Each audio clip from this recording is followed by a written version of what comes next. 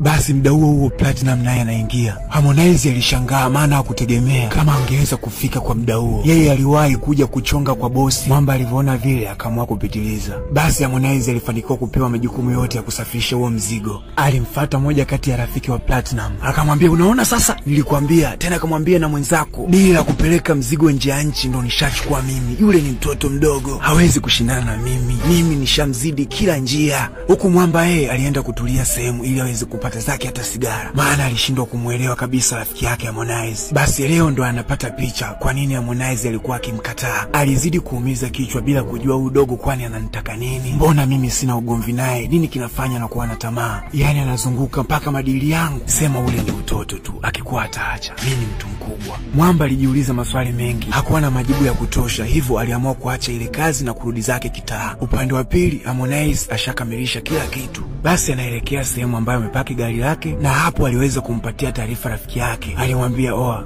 mimi nishakamilisha kila kitu. Sisi tujiandae tu kwa ajili ya kusafirisha mzigo." Binti alimwambia, "Safi. Hivyo ndio itakuwa mwanaume awe." Basi waliwasha gari wakaondoka zao. Maana kwao ni kama ushindi. Dili ambalo angechukua Platinum amefanikiwa kulichukua yeye. Platinum hakuona haja kuendelea kugombana na Harmonize. Aliamini riziki ni popote, hivyo aliingia zake kitaa. Muda huo Harmonize naye amemsubiri mshua aweze kuleta mzigo. Bila kuchelewa gari la bosi iliweza kufika. Basi alilifuata na kuweza kuelekea ndani. Na hapa waliweza kufanya makabidhiano ya mzigo ambao unatakiwa kusafirishwa nje ya nchi. Basi mzigo ulikaguliwa, bosi aliridhia na pesa zilihesabiwa ili aweze kukabidhiwa Harmonize kama msafirishaji. Bosi alimkabidhi na kumwambia awe makini. Ila Harmonize hakujali, aliwaambia marafiki zake wapaki mzigo, yeye kuna sehemu anapitia. Kama unavyojua Harmonize bila nyashi hawezi kuishi. Alichukua piskari kama zote na kuanza kuzurura nazo mtaani. Konde alitanguliza starehe, akasahau kama kuna mzigo ambao anatakiwa ulinde, ahakikishe uko salama muda wote. Tofauti na hapo sidhani kama bosi wake atamuelewa. Upande wa pili vijana wa Konde waliweza kupaki mzigo vizuri kabisa kama alivyoelekezwa. Bwana, kumbe Mwamba yuko hapa kuhakikisha mzigo hauendi kokote. Simba alifanikiwa kupita nao ule mzigo. Upande wa pili Harmonize bila kujua chochote anaendelea kubebika. Hakujua kama kule mission isharibika, yeye alikuwa busy na nyashi.